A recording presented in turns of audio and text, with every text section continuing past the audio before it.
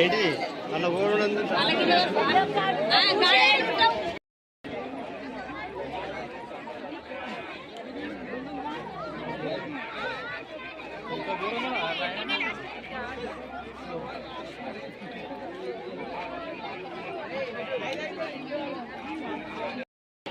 ఎక్కడ ఉన్నా గుడి వద్ద పోలీస్ కంట్రోల్ రూమ్ వద్దకు రాగలరు.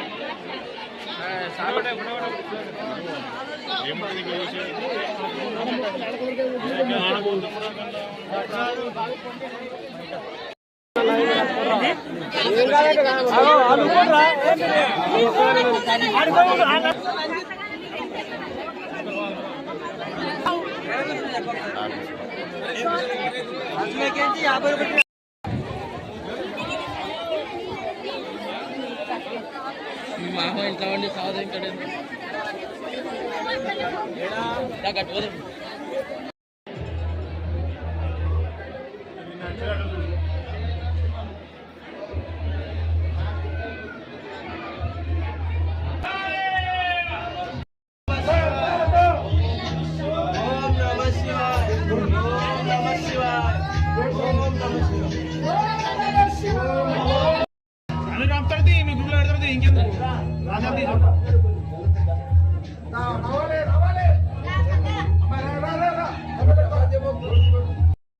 నమో రామలింగాయ.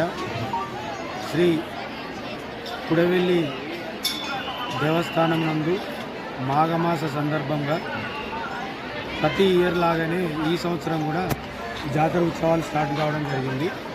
ఈ జాతర ఉత్సవాలకు భక్తుల సౌకర్యార్థము అన్ని వసతులు కానీ అన్ని ఏ రకమైన వాళ్ళకి ఇబ్బందులు కాకుండా ఏర్పాట్లు చేయడం జరిగింది.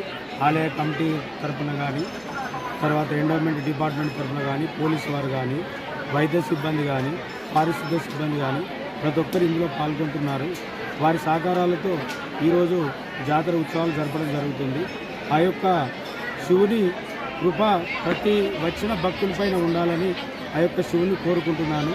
ఈ యొక్క జాతరలో అందరూ సంతోషంగా పాల్గొని ఆ యొక్క స్వామివారి కృపకు పాత్రలు కాగలరని వేడుకుంటున్నాను. తాతల సంవత్సరాల నుంచి ఉన్న ముచ్చటే ఏంటంటే జనరల్గా మాట్లాడుకుంటారు, కుడవెల్లి పోకపోతే కుక్క బతుకని అనుకుంటారు. కానీ ఎంతోమంది లక్షలాది మంది, దాదాపు 4 నుంచి 5 లక్షల మంది ఈ యొక్క జాతరకు హాజరవుతున్నారు. ఈ పుణ్యక్షేత్రం ఏంటని అంటే దీనికి ప్రసిద్ధి చెందిన క్షేత్రం ఏ విధంగా అంటే సాక్షాత్తు శ్రీరాముల వారు లింగాన్ని ప్రతిష్ఠింపజేసి ఈ యొక్క భక్తులకు దర్శనమిస్తుంటారు. దీన్ని ఇంకో విధంగా ఏమని పిలుస్తారంటే దక్షిణ కాశీగా పిలువబడుతుంది. ఈ యొక్క టెంపుల్ దక్షిణ కాశీగా అంటే కాశీకి పోయినంత పుణ్యం కలుగుతుంది ఈ యొక్క దేవస్థానానికి వస్తే. కాబట్టి ఈ యొక్క దేవస్థానానికి వచ్చిన భక్తులు సంతోషంగా స్వామివారి దర్శనం చేసుకొని వాళ్ళందరూ సుఖ సంతోషాలతో విరజిల్లాలని ఈ యొక్క ఆలయ కమిటీ తరఫున నేను ఆ భగవంతుడిని వేడుకుంటున్నాను. శ్రీ రామలింగేశ్వర స్వామి దేవస్థానం కూడవెల్లి మాఘమాస జాతర సందర్భంగా భక్తులకు సౌకర్యవంతంగా ఉండేటట్టుగా క్యూ లైన్లు ఏర్పాటు చేయడం జరిగింది. స్నానఘట్టాలలో నెట్ ఏర్పాటు చేసి 16 మంది గజ ఈతగాళ్లను ఏర్పాటు చేయడం జరిగినది. ఎటువంటి ఇబ్బందులు జరగకుండా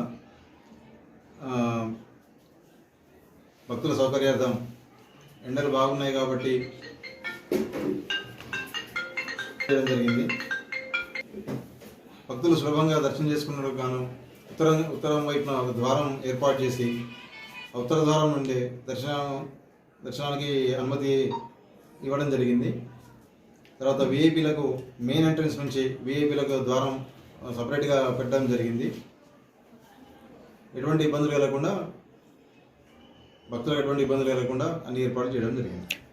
జాతర సందర్భంగా ఈ 3 రోజులు లక్షలలో భక్తులు వస్తారు కాబట్టి వాళ్ళకి ఎటువంటి అసౌకర్యం కలగకుండా అన్ని ఏర్పాట్లు చేయడం జరిగింది. ఓం నమో రామలింగాయ. కూడవెల్లి మాఘమాస జాతరలో మొదటి రోజు పుష్యబహుళ అమావాస్య రోజు. ఈరోజు చాలా విశేష సంఖ్యలో భక్తులు ఇచ్చేసి పరమ పవిత్రమైనటువంటి ఈ అమావాస్య రోజున మాండవ్య నది పుణ్యస్నానం ఆచరించి స్వామివారు దర్శించుకుంటున్నారు.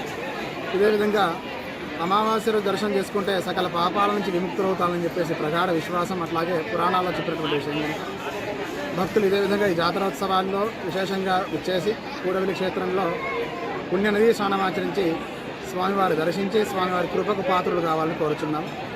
సర్వే జన సుఖినో భవంతు. శుభం. దర్శనానికి కానీ మౌని అమావాస్య అంటుంటారు.